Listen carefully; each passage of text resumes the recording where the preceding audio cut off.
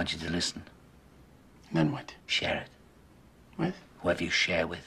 Whoever you know, the people you're close to.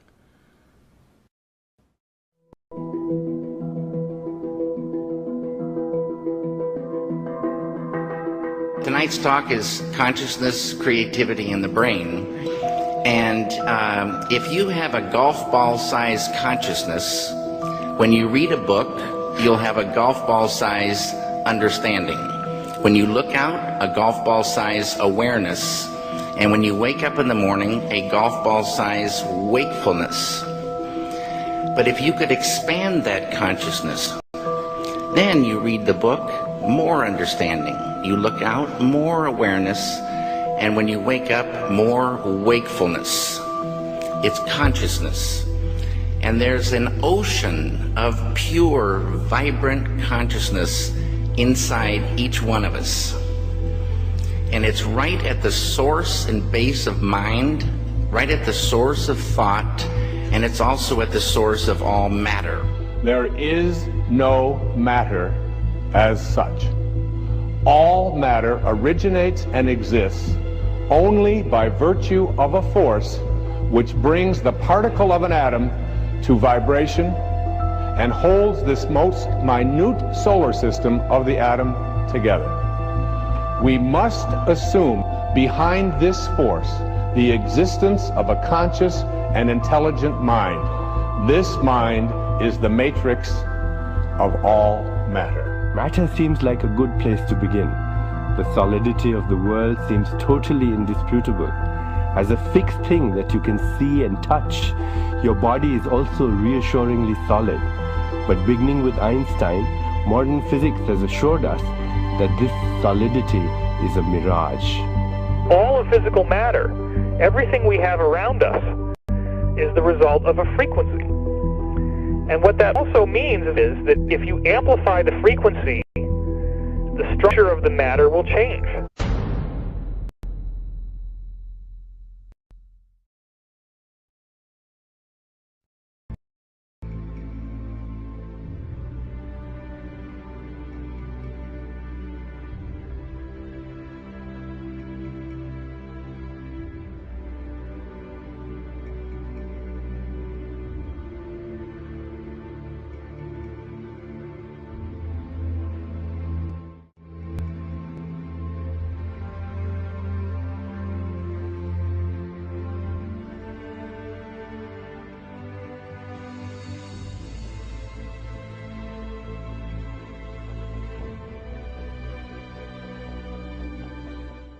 The film you're about to see has no characters, it has no people.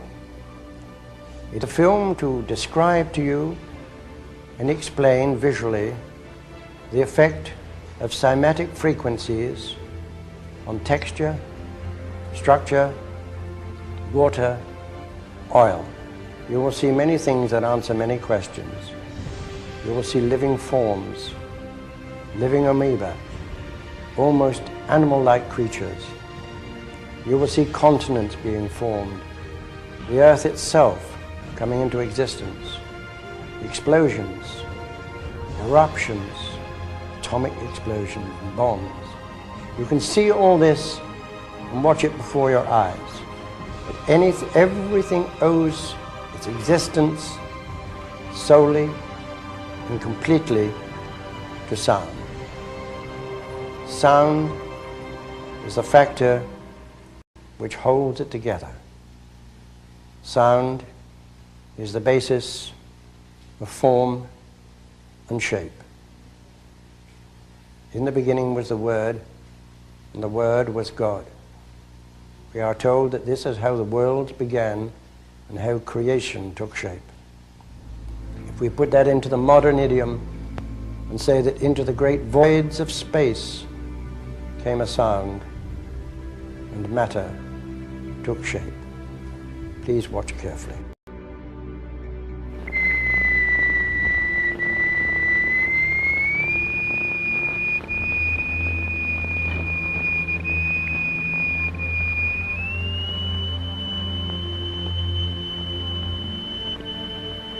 We can also use different shapes of state.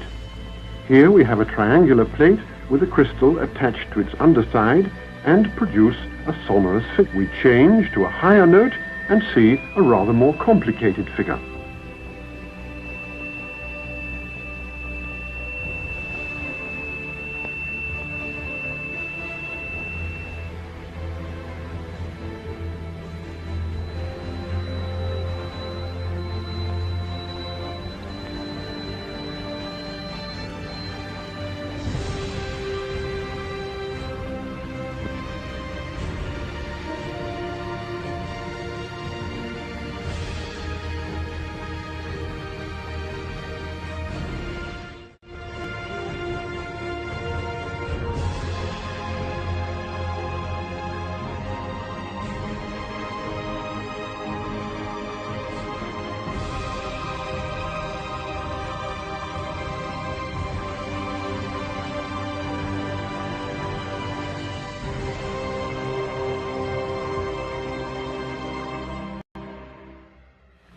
We use sand and lycopodium.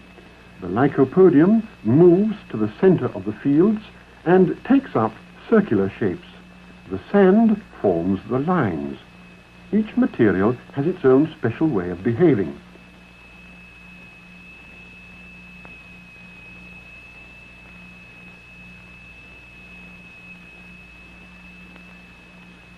Lycopodium alone, a sonorous figure, transition to a mobile flowing phase,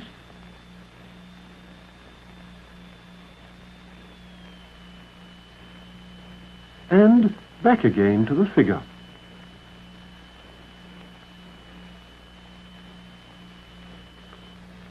The sonorous figures represent stationary waves, but now we can also observe moving waves. Here the sand is flowing in a current. What is it that drives the rotational effect in our galaxies? What is it that drives the rotation of the planets? What is it that drives and impacts the rotation of Earth? In vibrating glycerin, we see continuous waves which form the queerest figures. And yet, the extraordinary things we see here are simply and solely the effect of vibration.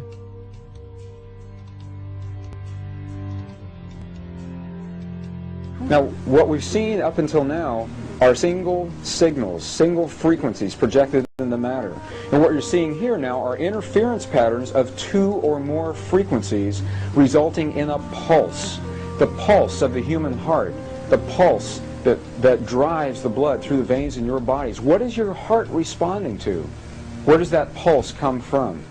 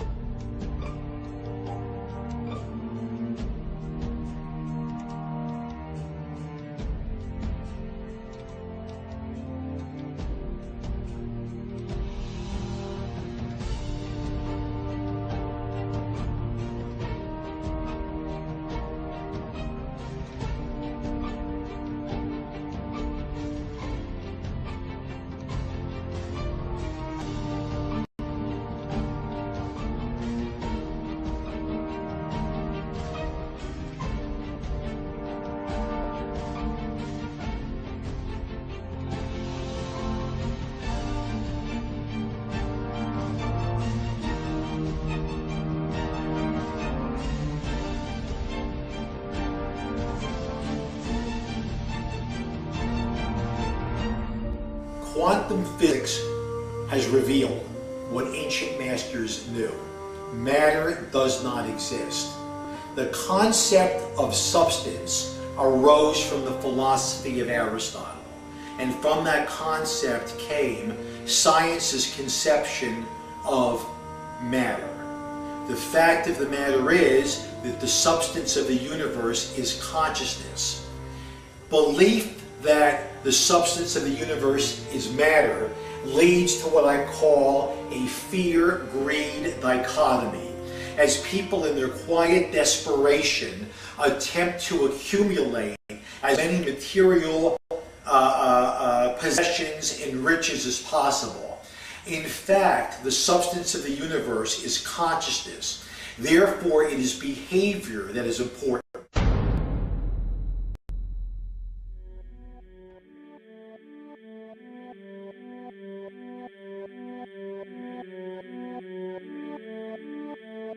The life we perceive with our five senses is not reality. Quantum physics has shown that space and time are illusions of perception.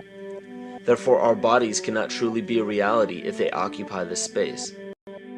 Rutherford performed an experiment in Manchester that revealed him the shape of the interior of an atom. Scientists were shocked to discover that the atom is almost entirely empty space. The question then became, how could this empty atom possibly make the solid world around us? Our true consciousness does not exist in our brains or in our bodies. But this illusion of our individual bodies, along with the misinformation of our true origins, has manifested the idea that we all think independently from one another. Within this understanding, it would seem impossible to scientifically explain telepathy, clairvoyance, spiritual mediums, and other phenomena dealing with transferring information between sources without physical means of communication. But when you understand that there is a common spiritual bond between all things in the universe, and that we are all part of one divine intelligence, no phenomena is unexplainable. The blank matter within the most basic building blocks of perceivable existence is malleable and molded by intent. This means that consciousness shapes our reality. This seems difficult to accept for most, and it is quite understandable. In modern times, we are taught from an early age how to think rationally and tangibly. This is a very left-brain method of education, and it has more harmful effects than is given credit for. The left brain deals with logic, details, facts, patterns, practicality, science, and math, as the right brain deals with feeling, intuition, symbols, images, risk-taking, philosophy, and religion. With a deliberate push for government-controlled educational curriculums, generation after generation of the youth are being taught to focus only on the facts, figures, and numbers. Repetition is used to train children subconsciously to accept what they're learning. Children aren't rewarded for questioning the validity of the information they receive. They are ridiculed. However, the children who blindly accept the information as true and merely regurgitate the information on command when it is time to take a test, those children go on to become the decision makers in our government, law, medicine, business, and every other occupation with power and prestige. The most detrimental effect of being pushed away from holistic thinking with the full brain into a strictly left brain thought is what is known as the suppression of the feminine. Every male and female have both feminine and masculine qualities. It has nothing to do with man or woman. These are represented by the left and right brain, yin and yang, black and white, light and dark, and most every other duality. Both are vital to our spiritual and physical health. So the intangible parts of our existence, such as emotions, are part of the true reality of higher consciousness. If emotions are part of a realm that we cannot experience with our five senses, then how is it that we are all aware of our emotions? What most people believe to be emotions are not truly the emotion itself. What we are experiencing is the physical manifestation of these emotions. Anger causes disturbance in the psyche, which manifests itself in the ego. These manifestations cause the heart rate to increase, body temperature to rise, and spawn many other physical traits that signify anger. Just as music from the radio is a physical manifestation of an intangible signal, our experience of emotion is the physical manifestation of an intangible signal as well. It has been shown that our emotions have a vibratory frequency to them.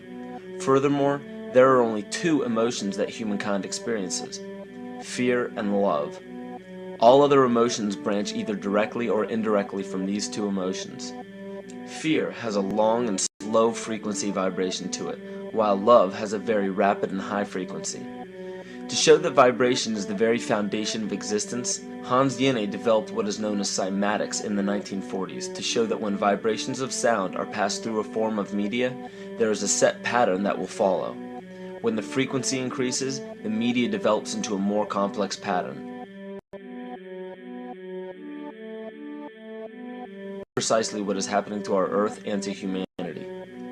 There are 64 possible codes of amino acids in our DNA structure made from 4 elements: carbon, oxygen, hydrogen, and nitrogen. By any means of logic, we should have all 64 codes activated within our DNA structure. Yet we presently only have 20 active codes. And these 64 possibilities, it appears that only 20 of these codes are turned on right now for us, the 20 amino acids. There is a switch that turns off and turns on where those coding sites lie, and that the switch for that turning off and turning on is what we call emotion. And this is the first time that we've ever seen the patterns of emotion directly physically linked to human genetic material. Well, fear is a long, slow wave of emotion. So this wave of fear is a long, slow wave and touches relatively few sites on this DNA. So an individual living in fear is limited to the number of antennae that they have available to them,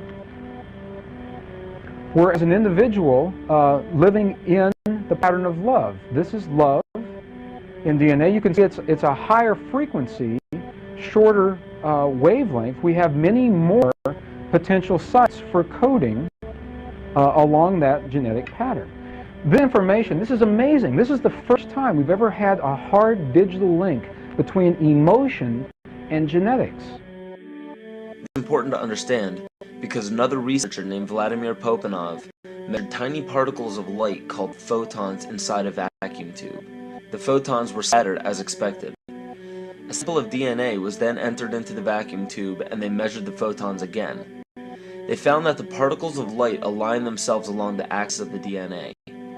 Then, as they removed the DNA sample, the photons remained aligned to the same form of the DNA even though no DNA was present. This is what is known as a phantom DNA experiment. Science now bridges a very important gap between physical and ethereal, or spiritual. Our emotions directly affect the structure of our DNA, which directly shapes the physical world we experience every day. So the messages left by the ancients that we've explained here were more than prophecies about a one-world government or a new world order. We now understand why the study of the heavenly bodies were so important. The rotation and orbit of all that makes up our universe serves as a clock to map changes and transitions. This helped the ancients understand that the change of the heavenly bodies were a mirror to the changes of all existence.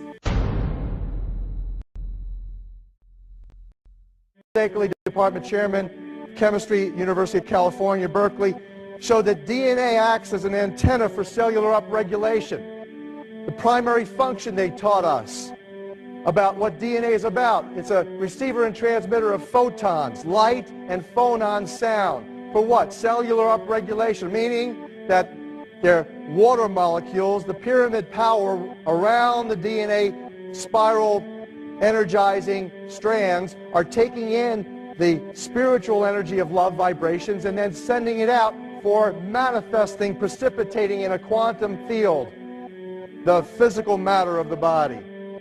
These are hertz, frequencies, or cycles per second that the musicians can retune their instruments to play and experiment with.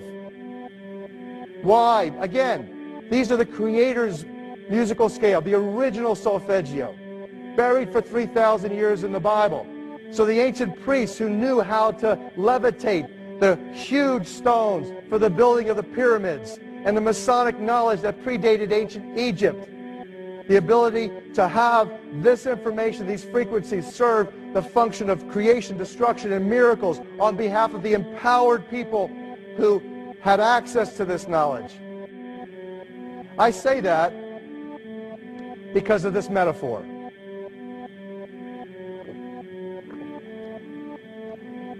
This is the difference between the power of our Creator and anything else, particularly evil.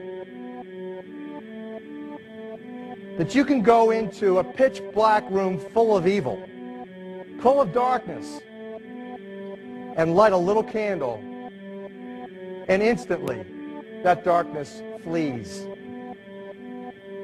But you can't do the opposite. You can't go into a well-lit room full of truth and wisdom and righteousness and joy and health and harmony with the universal power. And you can't take any amount of darkness and go into that well-lit room and have any effect whatsoever. That is the metaphor which I frequently think of when I think that I'm not empowered. It is the greatest lesson for me, and I think for everybody else, to know that we're on the winning side and that we win in the end. As you are watching this, understand that it is not a fight to be fought. It is not a war to be waged. No gun rights have to be exercised. Not a finger has to be lifted. Most people wonder how one person can make a difference. They ask that if all this is so simple and this information is available, why hasn't someone else conquered their fears and changed the world for everyone else? This is the most difficult and beautiful conundrum to our lives. Your reality affects you and only you. Your curiosity has led you to this genre of information to serve a very specific purpose in your life.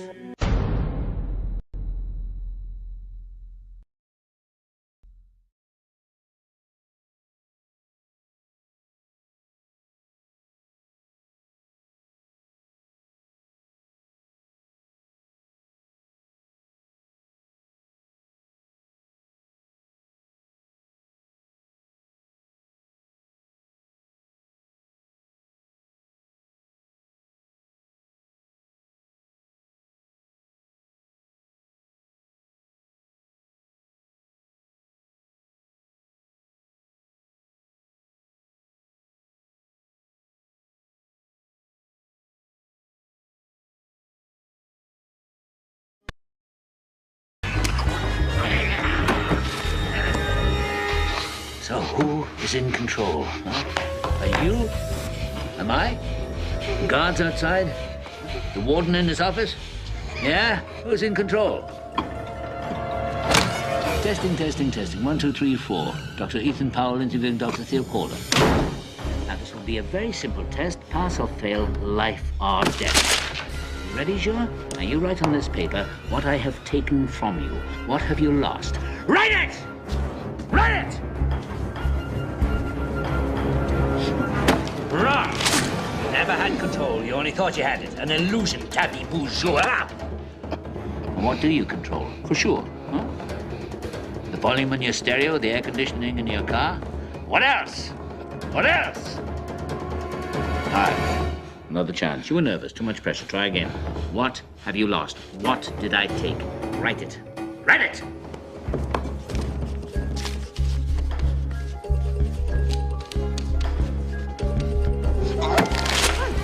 You're a fool, sure.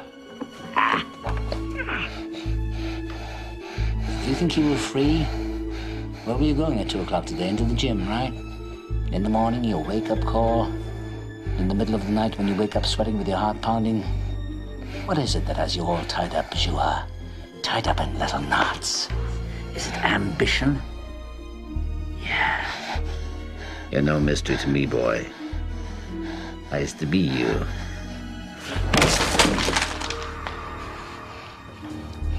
Okay. One last chance. You think I won't do it? That's one psychiatrist less to the world. I'm already deep in the pit, so what can they do to me? Last try. Get it right. What have you lost? What did I take from you? Write it.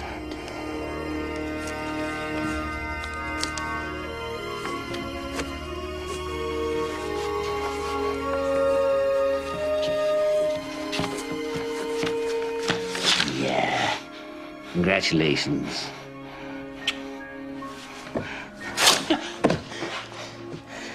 You're a student after all. And you've lost nothing but your illusions and a little bit of skin. I want to finish this. Finish what? Telling you what I know. What makes you think what you know is any different than what other people know? I had different teachers.